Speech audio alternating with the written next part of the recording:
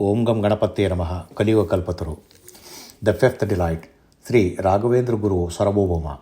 Chapter 61, Intellectual Revolution. Venkatanatha sat on the steps of Kaveri river, lost in deep thought. After completing his evening Sandhya worship, he returned home, purified himself, performed the Mangalarati to the deity, and went straight to his room. Saraswati, observing her husband's returning from the monastery with a distressed face and burdened thoughts, became anxious. She noticed that he performed Mangalarati silently and withdrew to his chamber without even coming for dinner. She approached him and gently said, "Swami, it is quite late. Please come and have your meal." Acharya replied, "Saraswati, you and Lakshmi Narayana eat and rest. I am not hungry." Unable to argue with her husband, Saraswati fed their son and put him to bed. Still concerned, she remained awake. A few moments later, the sound of the veena echoed from the Acharya's chamber. Saraswati, carrying a plate with fruit and milk, entered and pleaded, "Swami, you haven't eaten anything, at least accept these fruits and milk." Venkatanatha simply responded, "No, Saraswati, you go and rest," and immersed himself in playing the veena. Seeing her husband refuse to eat, Saraswati too could not bring herself to eat. She lay on her cot in a corner of the room, leaning against the wall, and gazed at him with a deep sigh. As Acharya's fingers moved over the veena, the instrument produced a melody filled with profound karunarasa, that is compassion and sorrow. Waves of deep emotional and heart-touching music began to flow through the chambers, filling every corner of the space. Saraswati realized that something was weighing heavily on her husband's mind. The poignant strains of the veena unsettled her heart, and unable to bear the sorrowful melody, tears began rolling down her cheeks. She continued gazing at him, lost in distress. As time passed, the pace of the veena music intensified, weaving intricate tanas and rhythms. It felt as if Acharya was pouring out all his inner turmoil and grief through the music. The melody resonated in the room for a long time. Eventually overwhelmed by sorrow, Saraswati, still seated against the wall, drifted into sleep, surrendering to exhaustion. Acharya, his veena's playing gracefully ceased. Silence welcomed him, offering a moment of stillness. The storm of agitation and sorrow within him began to subside.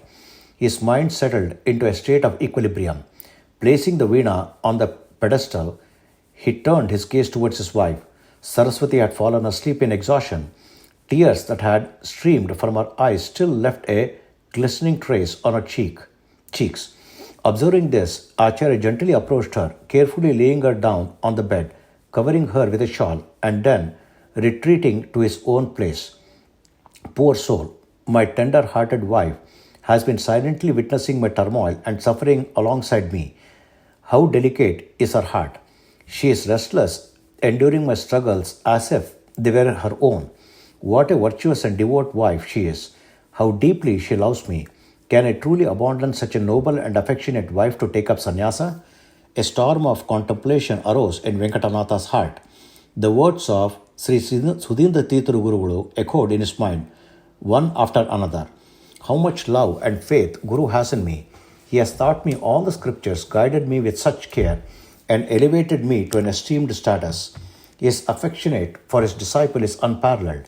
He wants me to be successor, to ascend to the revered Sarvagnapita, that is throne of wisdom. His wish is only for my well-being. Indeed, words that are truly beneficial are rarely pleasing to the mind. This worldly life is impermanent. If I remain entangled in it, how will I attain liberation? Guru desires that I become a great author, a Dvaita Siddhanta Stapaka, one who firmly established the philosophy of dualism. While I think deeply, his wish for me to take up Paramahamsa Ashrama is indeed for my highest good.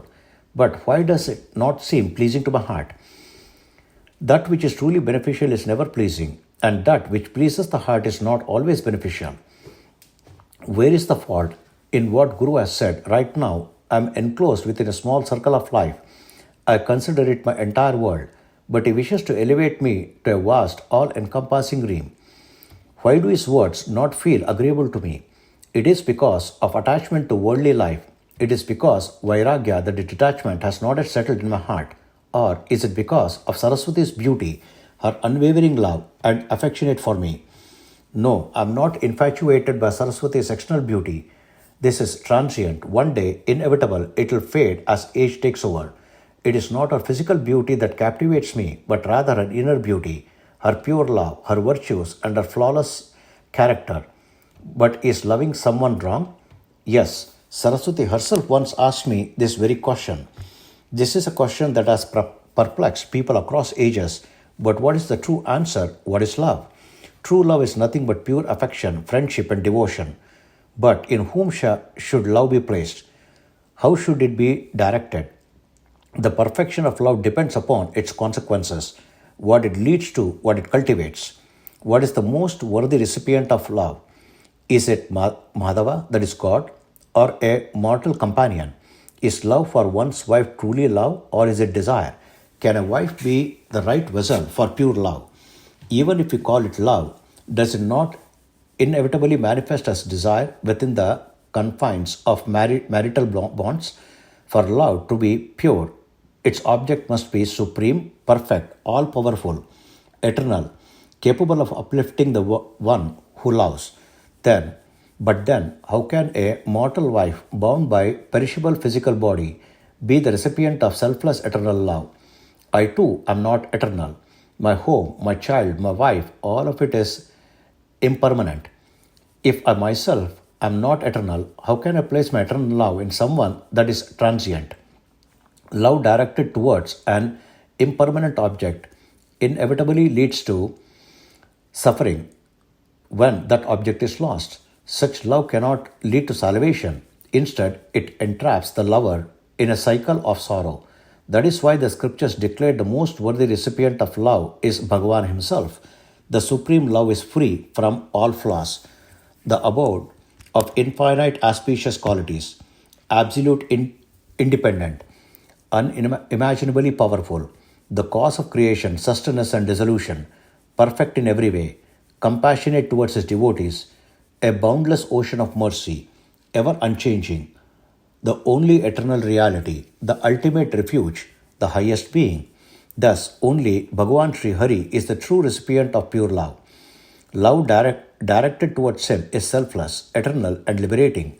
Such pure devotion, firmly rooted in the eternal Lord, grows and flourishes under his divine grace. Through his boundless compassion, he rescues the soul from the endless cycles of birth and death, granting everlasting joy and liberation. If that is the case, then why does the Lord create within the world the bounds of wife, children, and family? What is the right path to transcend the dilemma? Whatever it may be, what is my duty now? Should I stay at home or go to the monastery?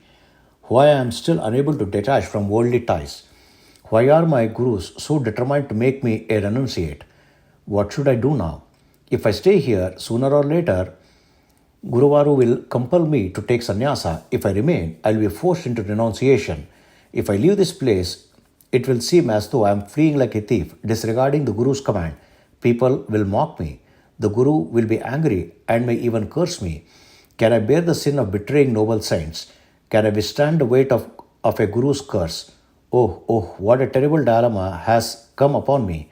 I cannot stay, but neither can I leave. What I am to do?